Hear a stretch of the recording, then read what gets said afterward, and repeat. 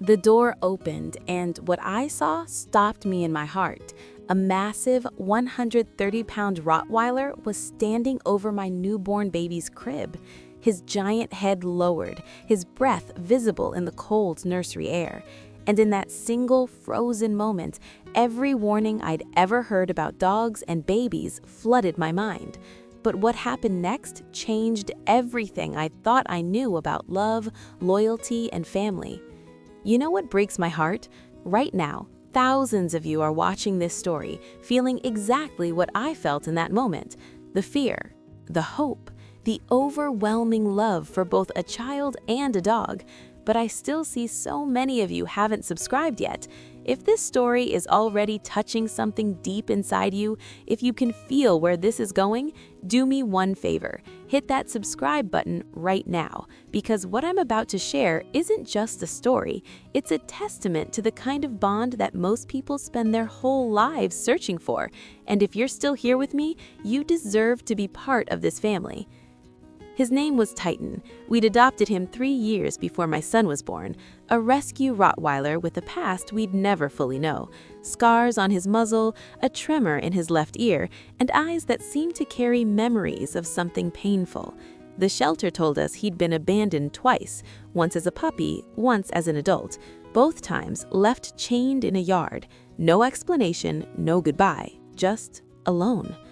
My husband wasn't sure at first. A Rottweiler? With a baby on the way? Everyone had an opinion. My mother said it was reckless. My best friend sent me articles about dog attacks. Even our vet raised an eyebrow and said we'd need to be very, very careful. But when I looked into Titan's eyes that day at the shelter, I didn't see danger. I saw a soul that had been waiting for someone to choose him, really choose him. The pregnancy changed everything. As my belly grew, Titan transformed. He stopped sleeping in his usual corner. Instead, he'd position himself at the foot of our bed, his massive head resting on his paws, always watching, always aware. When I'd get up at 3 a.m. for bathroom trips, never forget the night my water broke. The chaos, the panic, the rushed drive to the hospital, and Titan watching from the window as we pulled away. My husband later told me that Titan didn't move from that window for 14 hours. Not to eat, not to drink, just waiting, watching that driveway. When we brought our son home, we did everything the experts recommended. Slow introduction, controlled environment. Let the dog smell a blanket first. Keep distance. Supervise every second. We were terrified, not of Titan really, but of the unknown, of that gap between what we hoped would happen and what could happen. That's when the moment happened, the one I started the story with. I'd put my son down for a nap, walked to the kitchen to make tea, and when I came back, there was Titan, standing over the crib. My heart exploded into my throat. Every muscle in my body tensed, but I forced myself to watch, just watch. Titan lowered his head slowly. His nose gently touched my son's tiny hand. And then he did something that made tears stream down my face. He lay down right there beside the crib, positioned himself so that anyone who wanted to reach my baby would have to go through him first. And in his eyes, I saw it. Not aggression, not possessiveness, pure, unconditional protection. From that day forward, they became inseparable. As my son learned to crawl, Titan became his carpet, his cushion, his immovable object to pull himself up on. I watched a 130-pound Rottweiler let a 15-pound baby grab his ears, pull his jowls, and use his tail as a chew toy. And Titan never flinched, never growled. He'd just look at me with those deep brown eyes as if to say, "This is my job. This is why I'm here." The first steps were Titan's doing, I'm convinced. My son grabbed onto Titan's collar, pulled himself up, and Titan walked. Slowly, so slowly, adjusting his massive stride to match those wobbly baby steps. And when my son fell, Titan was there, a soft, warm landing pad. Nightmares were different too. The first time my son woke up screaming, I ran to his room, but Titan was already there, already in the crib. Somehow, he'd figured out how to carefully climb in without breaking anything. Just his massive body curled around my tiny, sobbing boy. Within seconds, the crying stopped. People ask me all the time if I was ever scared. The honest answer, every single day. Not because Titan never gave me a reason, but because society had programmed me to fear, to doubt, to see danger in breeds instead of souls in individuals.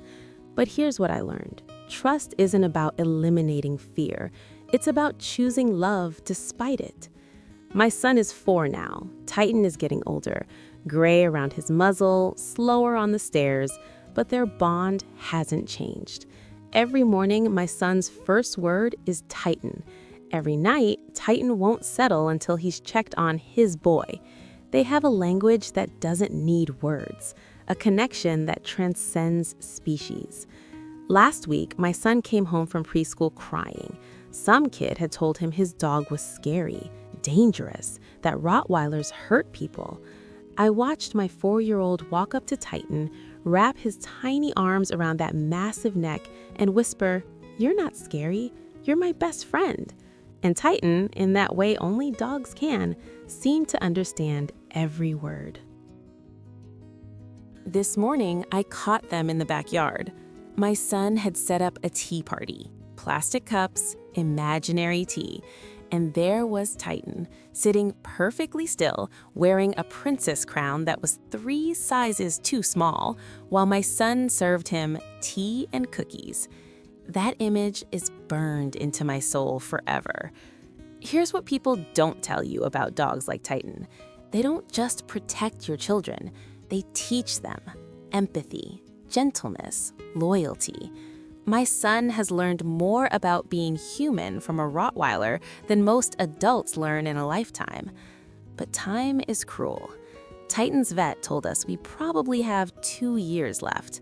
How do you explain forever to a 4-year-old? So I'm documenting everything.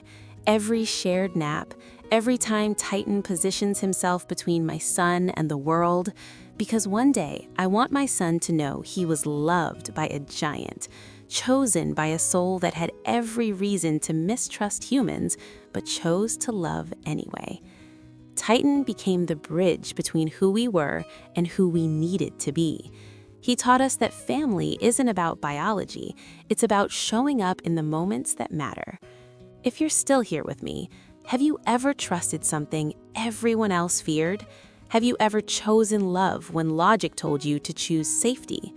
Drop a comment, because I think we all have a Titan in our lives, that choice everyone questioned, but we knew.